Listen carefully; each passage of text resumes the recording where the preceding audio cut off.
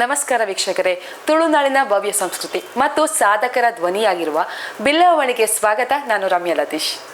ಇವತ್ತು ನಮ್ಮ ಜೊತೆ ಇದ್ದಾರೆ ಮಿಸ್ ಕರ್ನಾಟಕ 2026 ಸೀಸನ್ 7ರ ಫಸ್ಟ್ ರನ್ನರ್ ಆಗಿರುವಂತಹ ಹಾಗೂ ಬೆಸ್ಟ್ ಸ್ಮೈಲ್ ಪ್ರಶಸ್ತಿಯನ್ನು ಪಡ್ಕೊಂಡಿರುವಂತಹ ಮಿಸ್ ಶಿವಾನಿ ಸೂರಜ್. ಬನ್ನಿ ಇವ್ರ ಜೊತೆ ಮಾತಾಡೋಣ.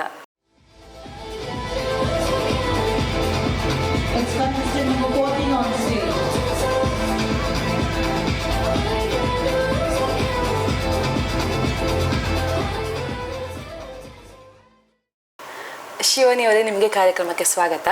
ಹಾಗೆ ನಮ್ಮ ತಂಡದ ಪರವಾಗಿ ನಿಮಗೆ ಕಂಗ್ರ್ಯಾಚುಲೇಷನ್ಸ್. Thank you ma'am. ಹಾಗೆ ನನ್ನ ಮೊದಲನೇ ಪ್ರಶ್ನೆ ಅಂದರೆ, ಮಿಸ್ ಕರ್ನಾಟಕ 2026 ಸೀಸನ್ 7ರ ಫಸ್ಟ್ ರನ್ನರ್ ಅಪ್ ಹಾಗೂ ಬೆಸ್ಟ್ ಸ್ಮೈಲ್ ಅಂತ ಹೇಳಿ ಪ್ರಶಸ್ತಿಗೆ ನಿಮ್ಮ ಹೆಸರನ್ನು ಅನೌನ್ಸ್ ಮಾಡಿದಾಗ ಹೇಗಿತ್ತು ಆ ಕ್ಷಣ? ಅದೊಂದು ಅನ್ಫರ್ಗೆಟೇಬಲ್ ಮೂಮೆಂಟ್ ಆಗಿತ್ತು, ಅಂದರೆ ಮರೆಯಲಾಗದ ಕ್ಷಣ ಹೇಳ್ಬೋದು ನನಗೆ. ಬಿಕಾಸ್ ಅದು ನನ್ನ first pageant, first crown, first award ಹೇಳ್ಬೋದು.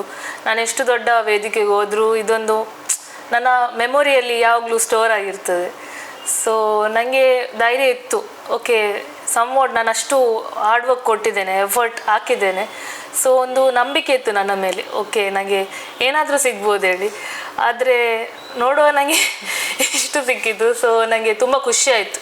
ಈ ಕಾಂಪಿಟೇಷನ್ಗೆ ಬ್ಯಾಕ್ ಸ್ಟೇಜ್ ತರಬೇತಿ ಹೇಗಿತ್ತು? ಅಂದರೆ ದಿನಕ್ಕೆ ಎಷ್ಟು ಗಂಟೆ ಪ್ರಾಕ್ಟೀಸ್ ಮಾಡ್ತಾಯಿದ್ರಿ? ಬ್ಯಾಕ್ ಸ್ಟೇಜಲ್ಲಿ ದೀಪಕ್ ಸರ್ ಮತ್ತು ಮರ್ಸಿ ಮ್ಯಾಮ್ ಹೇಳಿ ಅವರು ತುಂಬ ನಮ್ಮ ವಾಕ್ ಮೇಲೆ, ಟಾಕ್ ಎಲ್ಲ ಬಗ್ಗೆ ತುಂಬ ಇಂಪಾರ್ಟೆನ್ಸ್ ಕೊಡ್ತಿದ್ರು. ಮತ್ತು ನನ್ನ ಸಪೋರ್ಟಾಗಿ ಒಬ್ಬರಿದ್ದರು, ಅವರ ಹೆಸರು ಯಶಸ್ವಿ ದೇವಾಡಿಗ ಹೇಳಿ. ಅವರು ತುಂಬ ನನಗೆ ಏನಾದರೂ ಸಜೆಷನ್ಸ್ ತುಂಬ ಹೇಳ್ಕೊಡ್ತಿದ್ರು. ಏನಾದರೂ ರಾತ್ರಿ ಕಾಲ್ ಮಾಡಿದ್ರು ರಿಪ್ಲೈ ಮಾಡಿ ಹೇಳ್ತಿದ್ರು, ಈ ಥರ ಮಾಡು, ಆ ಥರ ಮಾಡು ಹೇಳಿ. ಮತ್ತು ಅಲ್ಲಿ ಬ್ಯಾಕ್ ಸ್ಟೇಜಲ್ಲಿ ನಾವು ಟೀನ್, ಮಿಸ್ ಮತ್ತು ಮಿಸ್ಸಸ್ ಕ್ಯಾಟಗರಿ ಅವರಿದ್ದರು. ಸೊ ಅದರಲ್ಲಿ ಮಿಸ್ ಮತ್ತು ಟೀನ್ ಕ್ಯಾಟಗರಿ ನಮ್ಮ ಏಜ್ ಅರೌಂಡ್, ಸೊ ನಮ್ಮದಷ್ಟೇ ಇದ್ದರು. ಬಟ್ ಮಿಸ್ಸಸ್ ಕ್ಯಾಟಗರಿ ಅವ್ರು ನನಗೆ ತುಂಬ ಅಟ್ಯಾಚ್ ಆಗಿದ್ದರು. ಬಿಕಾಸ್ ಅವರ ಎನರ್ಜಿ ನೋ ವರ್ಡ್ಸ್, ಅಷ್ಟು ಎನರ್ಜಿ. ಅವರನ್ನು ನೋಡಿ ನಮಗೆ ಇನ್ಸ್ಪಿರೇಷನ್ ತಗೊಳ್ಬೇಕು ಹೇಳಿ ಅಲ್ಲಿ ಅದು ಫೀಲ್ ಬಂತು. ಮತ್ತು ಪ್ರಾಕ್ಟೀಸ್ ಮಾಡಲಿಕ್ಕೆ ಇಷ್ಟು ಆರ್ಸ್ ಹೇಳಿಲ್ಲ, ಯಾವಾಗ ಟೈಮ್ ಸಿಗ್ತಿತ್ತು ಆವಾಗ ಪ್ರಾಕ್ಟೀಸ್ ಮಾಡ್ತಿದ್ದೆ ಅಷ್ಟೆ. ಬ್ಯೂಟಿ ಪೇಜೆಂಟ್ ಅಂದರೆ ಮೇಕಪ್ ಮತ್ತು ಸ್ಟೈಲ್ ಅನ್ನುವಂತಹ ತಪ್ಪು ಕಲ್ಪನೆ ಜನರಲ್ಲಿದೆ, ಅದಕ್ಕೆ ನಿಮ್ಮ ಒಪಿನಿಯನ್ ಏನು? I believe that beauty with purpose ಹೇಳಿ.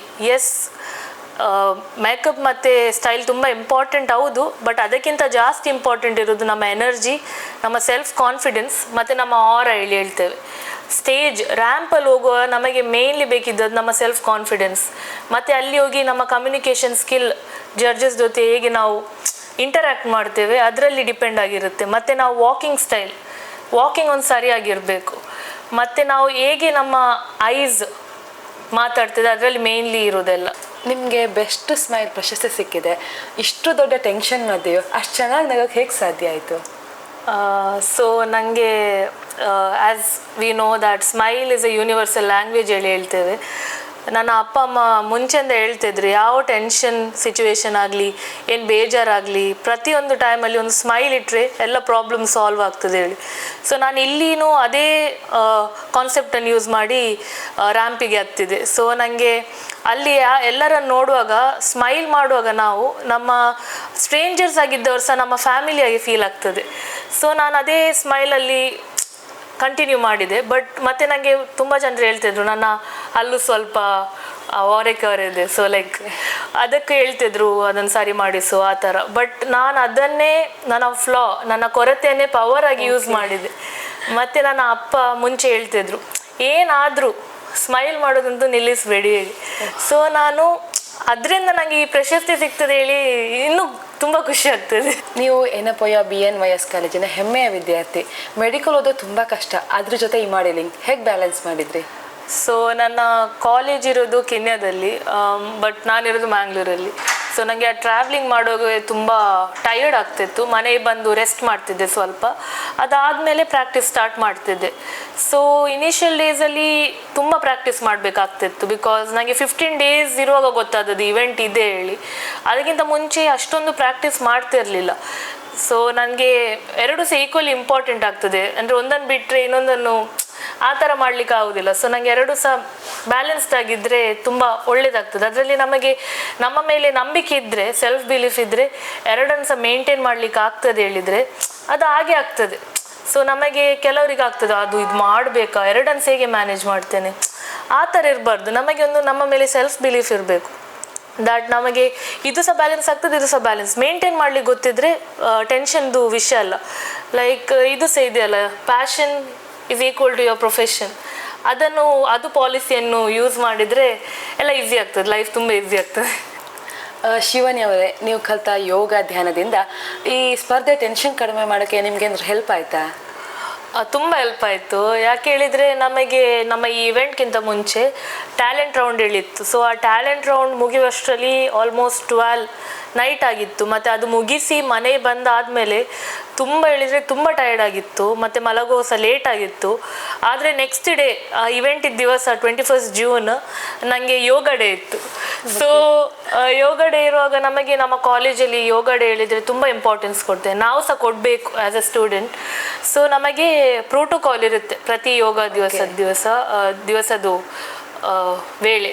ಆಗ ಯೋಗ ಪ್ರೋಟೋಕಾಲ್ ಹೇಳಿರುತ್ತೆ, ಅದು ನಮಗೆ ಪರ್ಫಾರ್ಮ್ ಮಾಡಲೇಬೇಕು, ಪ್ರತಿಯೊಬ್ಬರು ಕಂಪಲ್ಸರಿ.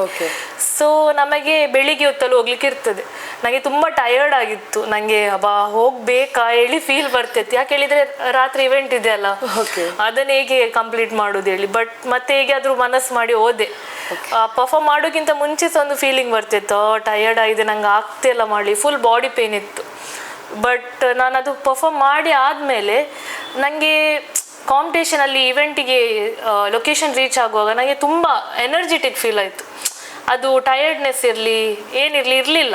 ಮತ್ತು ಥ್ರೂ ಔಟ್ ರಾತ್ರಿ ತನಕ ನನಗೆ ಅದು ಟಯರ್ಡ್ನೆಸ್ ಫೀಲೇ ಆಗಲಿಲ್ಲ. ಸೊ ಅದರಲ್ಲಿ ಗೊತ್ತಾಗುತ್ತೆ ಯೋಗ ಮಾಡಿದರೆ ಎಷ್ಟು ಅಡ್ವಾಂಟೇಜ್ ಇದೆ ಹೇಳಿ. ತುಂಬ ಹೆಲ್ಪ್ ಆಯ್ತು ನನಗೆ. ನನ್ನ ಕೋರ್ಸ್ ಹೇಳಿ ನನಗೆ ಪ್ರೌಡ್ ಆಗ್ತದೆ. ನಿಮ್ಮ ಫ್ಯಾಮಿಲಿ ಬಗ್ಗೆ ಮಾತಾಡೋದಾದರೆ, ನೀವು ಬ್ಯೂಟಿ ಕಾಂಪಿಟೇಷನ್ಗೆ ಹೋಗ್ತೀನಿ ಅಂತ ಮೊದಲು ಹೇಳಿದಾಗ ಅಪ್ಪ ಅಮ್ಮನ ರಿಯಾಕ್ಷನ್ ಹೇಗಿತ್ತು? ಸೊ ನನ್ನ ಫ್ಯಾಮಿಲಿ ಬಗ್ಗೆ ಹೇಳಬೇಕಾದ್ರೆ, ನನ್ನ ಅಪ್ಪನ ಹೆಸರು ಸೂರಜ್ ಕರ್ಕೆರೆ ಹೇಳಿ, ಅಮ್ಮನ ಹೆಸರು ಪೂರ್ಣಿಮಾ ಸೂರಜ್ ಹೇಳಿ. ಸೊ ನಾನೊಂದು ಮಾಡಿದ ತಪ್ಪು ಇದು ಯಾರೂ ಮಾಡಬೇಡಿ. ನಾನು ನನ್ನ ಅಪ್ಪನಿಗೆ ಹೇಳದೆ ಈ ಕಾಂಪಿಟೇಷನ್ ಹೋದದ್ದು. ಹೇಳಿರಲಿಲ್ಲ. ಮತ್ತೆ ಹೇಗೆ ಗೊತ್ತಾಯ್ತು? ಮತ್ತೆ ಇದು ಕ್ರೌನ್ ವಿನ್ ಆಗಿ ಬಂದಾದ್ಮೇಲೆ ಗೊತ್ತಾದದ್ದು. ಸೊ ನನಗೆ through out main support system ಆಗಿದ್ದು ನನ್ನ ಅಮ್ಮ. ಪ್ರತಿಯೊಂದು ವಿಷಯಕ್ಕೆ ಏನಾಗಲಿ ಸಪೋರ್ಟ್ ಆಗಿ ಅವರೇ ನಿಂತಿದ್ರು. ಸೊ ನನಗೆ ಅದೊಂದು ಧೈರ್ಯ ಬಂದಿತ್ತು, ಓಕೆ ನನ್ನ ಅಮ್ಮ ನನಗೆ ಸಪೋರ್ಟಲ್ಲಿ ಇದ್ದಾರೆ, ಅಪ್ಪನೇ ಮತ್ತೆ ಕನ್ವಿನ್ಸ್ ಮಾಡುವ ಹೇಳಿ, ಆ ಥರ ಇತ್ತು. ಸೊ ಮತ್ತೆ ನಾನು ಕ್ರೌನ್ ವಿನ್ ಆಗಿ ಅಲ್ಲಿ ಅವರ ಮುಂದೆ ಕೊಂಡೋಗುವಾಗ ಅವರದ್ದು ರಿಯಾಕ್ಷನ್ ಅಷ್ಟೊಂದು ಇರಲಿಲ್ಲ, ಬಿಕಾಸ್ ಅವ್ರಿಗೆ ಹೇಳಲಿಲ್ಲಲ್ಲ, ಸರ್ಪ್ರೈಸ್ ಆಗಿತ್ತು. ಬಟ್ ಮತ್ತೆ ಅವರು ಮೇನ್ಲಿ ಅವರು ಹೇಳೋದು ಏನು ಹೇಳಿದರೆ, ಕಲಿಬೇಕು, ಈ ಏಜಲ್ಲಿ ಕಲಿಬೇಕು, ಮತ್ತೆ ಏನು ಬೇಕಾದರೂ ಮಾಡಿ ಹೇಳಿ. ಬಟ್ ನಾವು ಏನು ಮಾಡ್ಬೇಕು ಹೇಳಿ ಅನಿಸ್ತಿದೆ ಅದು ಮಾಡ್ತಾ ಹೋಗ್ಬೇಕು ಅಲ್ಲ. ಸೊ ಅವರಿಗೆ ನಾನು ಈಗ ಸಮಾಧಾನ ಯಾಕೆ ಹೇಳಿದರೆ, ಈಗ ಅವರು ಅವ್ರು ಖುಷಿಯಾಗಿದ್ದಾರೆ ಈಗ ಕ್ರೌನ್ ವಿನ್ ಆದದ್ದು. ಬಿಕಾಸ್ ನಾನು ಫಸ್ಟ್ ಇಯರಲ್ಲಿ 5th ರ್ಯಾಂಕ್ ತೆಗೆದಿದ್ದೆ. ಸೊ ಅದಕ್ಕೋಸ್ಕರ ಅವ್ರೇನು ಮಾತಾಡಲಿಲ್ಲ ಕ್ರೌನ್ ತೆಗಿಬೇಕು. ಅವರ ಮನಸ್ಸಲ್ಲಿ ಇದೆ, ಓಕೆ ಇವಳಿಗೆ ಮ್ಯಾನೇಜ್ ಮಾಡ್ಲಿಕ್ಕೆ ಆಗ್ತಿದೆ, ಎಜುಕೇಶನ್ ಆಗ್ತಿದೆ, ಅದೇ. ಸೊ ಅವ್ರ ಅದ್ರ ಬಗ್ಗೆ ಏನು ಮಾತಾಡಲಿಲ್ಲ. ಮತ್ತೆ ಅವರು ಒಂದು ಶಾಕಿಂಗ್ ನ್ಯೂಸ್ ನಂಗೆ ಹೇಳಿದ್ರು, ಅದೊಂದು ಲೈಕ್ ನನಗೆ ತುಂಬ ಖುಷಿಯಾದ ವಿಷಯ, ಅಚೀವ್ಮೆಂಟ್ ಹೇಳಿದ್ರೆ ಅವರು ನನಗೋಸ್ಕರ ಇನ್ಸ್ಟಾಗ್ರಾಮ್ ಜಾಯ್ನ್ ಆಗಿದ್ದಾರೆ. ಹೌದಾ, ಸೂಪರ್. ನನ್ನ ವಿಡಿಯೋಸ್ ನೋಡ್ಬೇಕು ಹೇಳಿ ಇನ್ಸ್ಟಾಗ್ರಾಮ್ ಜಾಯ್ನ್ ಆಗಿದ್ದಾರೆ. ಸೊ ಅದೊಂದು ಖುಷಿಯಾದ ವಿಷಯ. ಬಟ್ ನಾನು ಪಬ್ಲಿಕ್ ಏನು ಹೇಳ್ತೇನೆ ಹೇಳಿದರೆ, ನನ್ನನ್ನೊಂದು ಇನ್ಸ್ಪಿರೇಷನ್ ಈ ವಿಷಯಕ್ಕೆ ತೆಗಿಬೇಡಿ. ಏನು ಕೆಲಸ ಮಾಡಬೇಕಾದ್ರೂ ನಿಮ್ಮ ಅಪ್ಪ ಅಮ್ಮನ ಪರ್ಮಿಷನ್ ಸಪೋರ್ಟ್ ಜೊತೆನೇ ಮಾಡಿ. ಪರವಾಗಿಲ್ಲ, ಅಮ್ಮ ಸಪೋರ್ಟ್ ಮಾಡ್ತಾರೆ, ಅಪ್ಪ ಸಪೋರ್ಟ್ ಮಾಡೋದಿಲ್ಲ ಹೇಳಿದರೆ ಕನ್ವಿನ್ಸ್ ಮಾಡಿ ಟ್ರೈ ಮಾಡಿ. ಬಟ್ ಪರ್ಮಿಷನ್ ಇಲ್ಲದೆ ಮಾಡೋದು ಸರಿಯಲ್ಲ. ನಿಮ್ಮ ಫ್ಯೂಚರ್ ಪ್ಲ್ಯಾನ್ ಏನು? ಅಂದರೆ ಸಿನಿಮಾಗೆ ಬರುವಂತಹ ಯೋಚನೆ ಏನಾದರೂ ಇದೆಯಾ? ಸೊ ನನ್ನ ಫ್ಯೂಚರ್ ಪ್ಲ್ಯಾನ್ ಏನು ಹೇಳಿದರೆ, ಫಸ್ಟ್ BNYS ಡಿಗ್ರಿಯನ್ನು ಕಂಪ್ಲೀಟ್ ಮಾಡಬೇಕು ಹೇಳಿ. ಯಾಕೆ ಹೇಳಿದರೆ ನಮ್ಮ ಕಾಲೇಜಲ್ಲಿ ಪ್ರೊಫೆಸರ್ ತುಂಬ ಸಪೋರ್ಟಿವ್ ಆಗಿದ್ದಾರೆ, ಮತ್ತು ನನ್ನ ಮೇಲೆ ತುಂಬ ಹೇಳಿದರೆ ತುಂಬ ಹೋಪ್ಸ್ ಇಟ್ಟಿದ್ದಾರೆ. ಸೊ ನಾನು ಅದು ಒಂದು ಸಕ್ಸಸ್ಫುಲಿ ಕಂಪ್ಲೀಟ್ ಮಾಡಬೇಕು ಹೇಳಿದ್ದೇನೆ. ಮತ್ತು ಪ್ಯಾಜೆಂಟ್ರೀಸ್ ಅದರ ಹ್ಯಾಂಡ್ ಇನ್ ಹ್ಯಾಂಡ್ ಹೈಯರ್ ಲೆವೆಲಲ್ಲಿ ಹೋಗ್ಬೇಕು ಹೇಳಿ ಒಂದು ಡ್ರೀಮ್ ಇದೆ ನಂದು.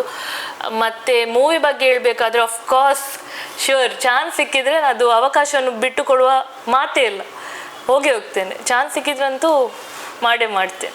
ನಿಮ್ಮ ಹಾಗೆ ಸಾಧನೆ ಮಾಡಬೇಕು ಅಂತ ಅಂದ್ಕೊಳ್ತಿರುವ ಹುಡುಗಿಯರಿಗೆ ನಿಮ್ಮ ಮೆಸೇಜ್ ಏನು? ಸೊ ನಾನೊಂದು ಸಾಂಸ್ಕೃತ್ ಕೋಟ್ ಇದೆ ಅದನ್ನ ಹೇಳಿ ಸ್ಟಾರ್ಟ್ ಮಾಡ್ತೇನೆ. ಸಾಹಸೇನ ಲಭ್ಯತೆ ಸಿದ್ಧಿ ಹೇಳಿ, success is attained through courage. So ನಮಗೆ ನಮ್ಮ ಮೇಲೆ ಸೆಲ್ಫ್ ಕಾನ್ಫಿಡೆನ್ಸ್, ಸೆಲ್ಫ್ ಬಿಲೀಫ್ ಇದೆರಡಿದ್ರೆ ಅದಕ್ಕಿಂತ ಜಾಸ್ತಿ ಯಾವುದು ಬೇಡ.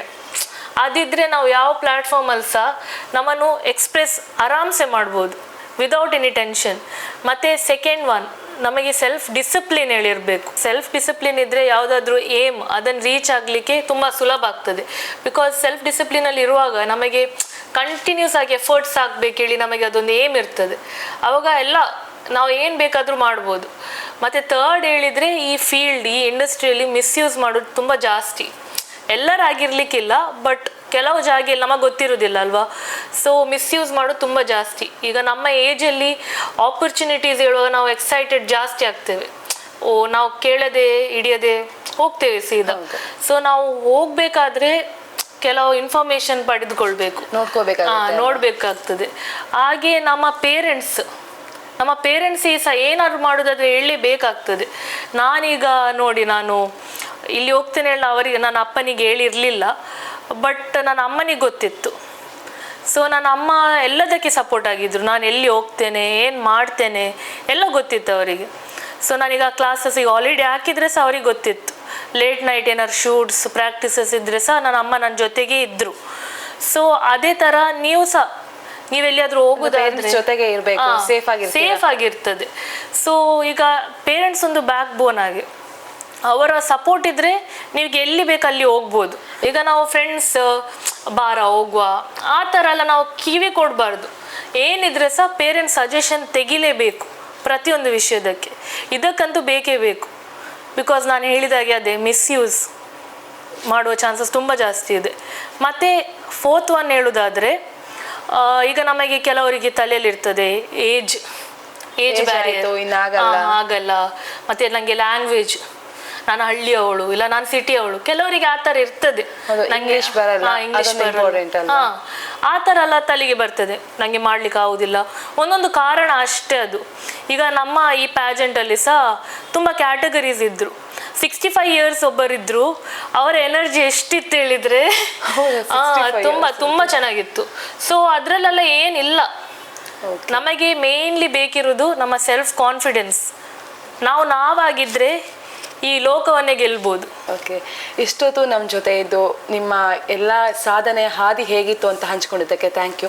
ಹಾಗೆ ನಿಮ್ಮ ಮುಂದಿನ ಫ್ಯೂಚರ್ ಕನಸುಗಳಿಗೆ all the best. Thank you ma'am. ಸ್ಟೇಜಲ್ಲಿ ನಾನು ನಿಲ್ಲುವಾಗ ಯಾರೆಲ್ಲ ಬ್ಯಾಕ್ಗ್ರೌಂಡ್ ಸಪೋರ್ಟಲ್ಲಿದ್ದರು ಅವರಿಗೆಲ್ಲ ಥ್ಯಾಂಕ್ ಯು. ಮತ್ತು ಈ ಬಿಲ್ಲವ ಯೂತ್ ಅನ್ನು ರೆಕಗ್ನೈಸ್ ಮಾಡಿ ಸಪೋರ್ಟ್ ಮಾಡಿ ನನಗೆ ಈ ಪ್ಲ್ಯಾಟ್ಫಾರ್ಮ್ ಕೊಟ್ಟದಕ್ಕೆ ನಾನು ಬಿಲ್ಲವ ವಾಣಿಗೆ ತುಂಬ ಧನ್ಯವಾದಗಳು ಹೇಳ್ತೇನೆ. ನನ್ನ ಫಸ್ಟ್ ಪ್ಯಾಜೆಂಟ್ನ ಫಸ್ಟ್ ಇಂಟರ್ವ್ಯೂ ಅನ್ನು ತೆಗೆದೋದಕ್ಕೆ ಮ್ಯಾಮ್ ತುಂಬ ಥ್ಯಾಂಕ್ ಯು.